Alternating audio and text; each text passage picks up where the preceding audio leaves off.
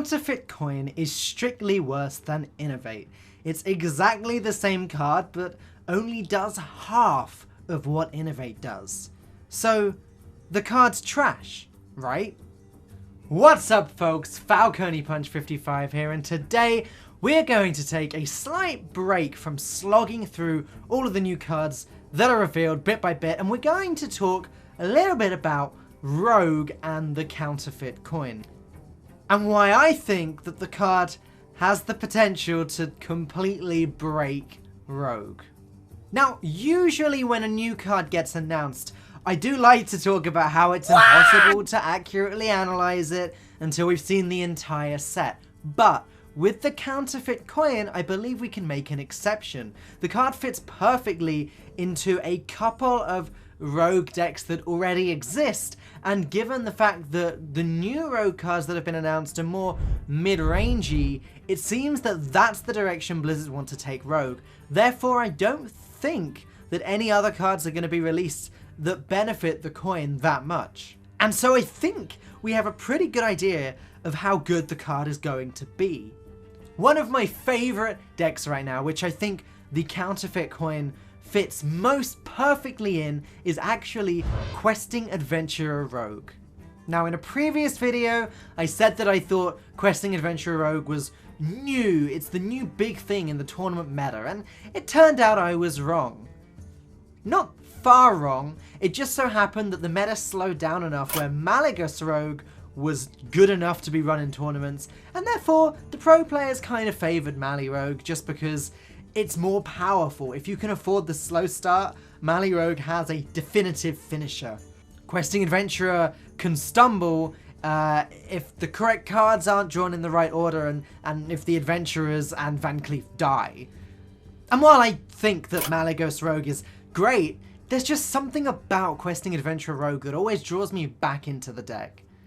There's something about the all-in style of gameplay where you can decide on turn 4 to play Questing Adventurer, Preparation, Fan of Knives, Coin, Eviscerate, Coin from Tomb Villager, Conceal, and potentially win the game off the back of it.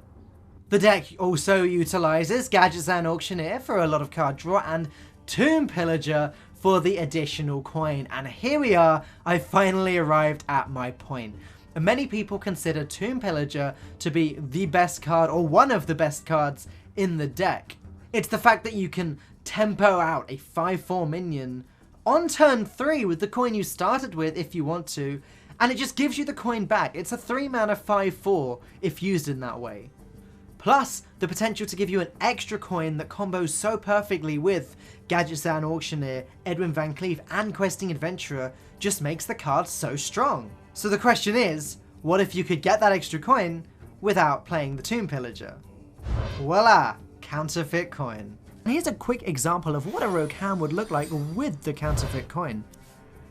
Exactly how the new version of the deck with Counterfeit coin would be run, I don't know. Whether the card would replace Tomb Pillager, or whether actually pros would decide that actually the more coins the better and put Tomb Pillager in with the Counterfeit coin. It could go many different ways. And while the deck may struggle with card draw, the current version can find it a little bit different. If they don't manage to get an all-in start or draw an early Auctioneer, it can be a bit of a problem. With the correct start, this deck with Counterfeit coin as well would be terrifying for your opponent, or for you if you're up against it. Just imagine turn 1, coin, Edwin Van Cleef. And that could even happen, like, even if you didn't start with the coin, because 2 Counterfeit coins with Van Cleef, it's a 6 attack health card on turn 1. Yeesh. So as I said before, I don't think any new cards that fit into this archetype are actually going to be released. I think that Blizzard are taking Rogue away from this route, or trying to, so I am surprised that the Counterfeit coin's been announced at all, honestly. As usual, don't forget to check out Hearthhead on Twitter and Facebook, as well as the website. Subscribe to the channel if you're enjoying these videos, and please do like this video and let me know in the comments what you think of the Counterfeit coin. I'll see you again next week.